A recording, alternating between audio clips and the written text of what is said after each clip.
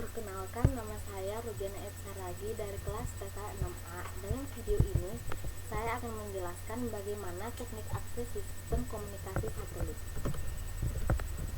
Pengertian dari teknik akses satelit adalah teknik yang memungkinkan beberapa stasiun pada jaringan yang sama untuk saling mempertukarkan informasi melalui satelit. Adapun keempat teknik akses pada sistem komunikasi satelit yaitu 1.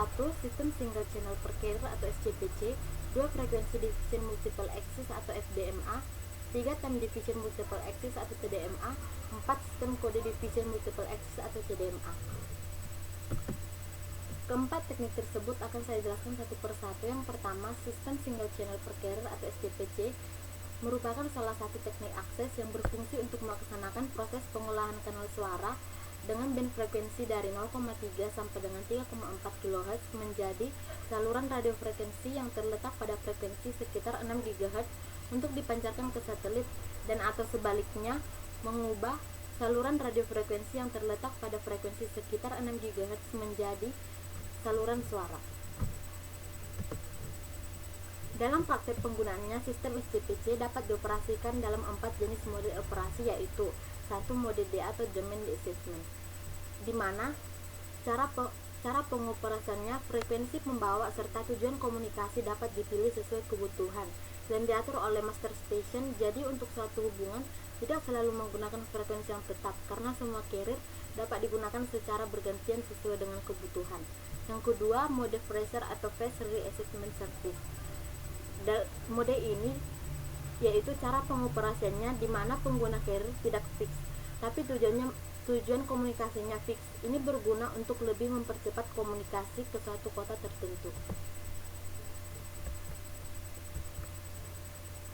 Ketiga, mode PAP to P atau Permanent Assessment Point to Point. Dalam mode ini, cara pengoperasiannya di mana frekuensi pembawa serta tujuan komunikasi diatur secara tetap, baik secara lokal maupun secara remote. Namun, stasiun transmit dan receive menggunakan frekuensi yang berbeda, tetapi berpasangan. Yang keempat, mode PA Loopback atau Permanent Assessment Loopback. Dalam mode ini, sistem cara pengoperasiannya di mana frekuensi pembawa serta tujuan komunikasi diatur secara tetap. Namun, stasiun transmit dan receive menggunakan frekuensi yang sama. Jadi, satu kanal frekuensi digunakan baik untuk kirim maupun untuk terima. Mode ini lebih cocok untuk digunakan komunikasi secara broadcast atau siaran. Berikut gambar teknik akses SCPC, di mana FC merupakan frekuensi carrier. Frekuensi carrier 1 tidak sama dengan frekuensi carrier 2 dan tidak sama dengan frekuensi carrier 3. Adapun keuntungan penggunaan SCPC yaitu 1. Teknologi sederhana dan andal, 2. Peralatan murah, 3. Dapat menggunakan sistem Fox. Menggunakan sistem Fox yaitu artinya carrier akan memancar apabila pembicaraan atau signaling. Hal ini merupakan suatu sistem yang dapat mengurangi daya yang dipancarkan ke satelit. Kedua, sistem Frequency Division Multiple Access atau FDMA.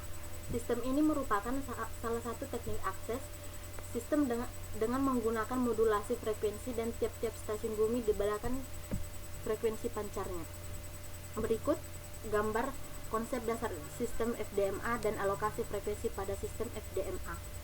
Gambar konsep dasar sistem FDMA memperlihatkan tiap-tiap stasiun bumi memancar dengan menggunakan frekuensi pancar yang berbeda satu sama lainnya. Sedangkan gambar alokasi frekuensi pada sistem FDMA dapat dilihat bahwa antara stasiun bumi A, B, C, dan D ada perbedaan frekuensi pancar yaitu F1, F2, F3, dan F4. Lebar bidang frekuensi yang diduduki oleh setiap stasiun bumi juga berbeda sesuai dengan jumlah saluran yang dipancarkan. Adapun keuntungan dan kerugian teknik akses FDMA. Keuntungannya teknik akses FDMA yaitu 1. Mudah diterapkan pada komunikasi satelit. 2. Teknologi FDMF sudah dikenal. Ketiga, tidak membutuhkan sinkronisasi waktu. Adapun kerugiannya seperti timbul intermodulasi pada TWT satelit. Yang ketiga, sistem Time Division Multiple Access atau TDMA. Sistem TDMA adalah merupakan sistem yang menggunakan teknologi digital.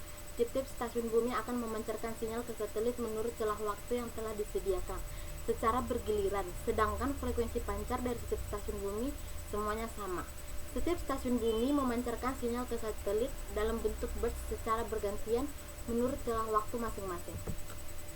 Berikut gambar konsep dasar sistem TDMA dan pembagian celah waktu pada sistem TDMA. Berdasarkan gambar tersebut memungkinkan karena semua stasiun bumi yang menduduki transponder tersebut menggunakan frekuensi pancar yang sama dengan celah waktu pancarnya yang membedakan masing-masing stasiun bumi.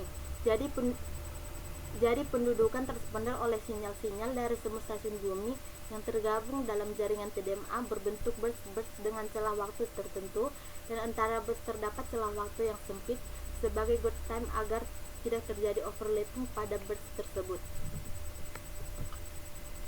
Adapun keuntungan dari sistem TDMA yaitu satu, power amplifier hanya dibebani satu carrier saja, sehingga titik jenuhnya lebih besar dan dapat bekerja pada titik jenuhnya. Sebagai akibatnya, keluaran transponder bisa maksimal, kapasitas saluran bias lebih banyak. Selain itu, interferensi frekuensi tidak terjadi. Kelebihan penerapan sistem TDMA jika dibandingkan dengan sistem FDMA ada pada kapasitas transponder untuk penggunaan banyak stasiun bumi secara bersamaan. Tidak perlunya pengaturan frekuensi yang rumit, dan yang terakhir, sistem TDMA adalah sistem digital. Adapun kelemahan dari sistem TDMA sebagai berikut: 1. Sistem memerlukan sinkronisasi waktu yang baik.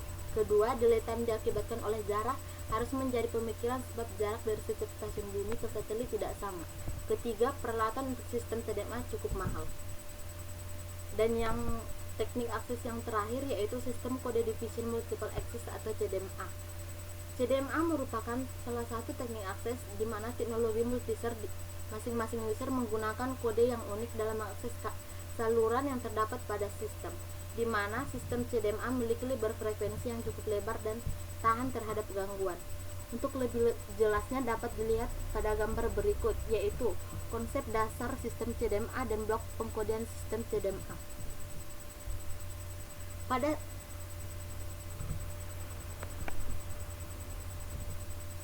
Berdasarkan gambar tersebut, SB merupakan stasiun bumi, D merupakan kode yaitu kode 1, kode 2, kode 3, dan kode 4, F merupakan frekuensi atau lebar bidang frekuensi.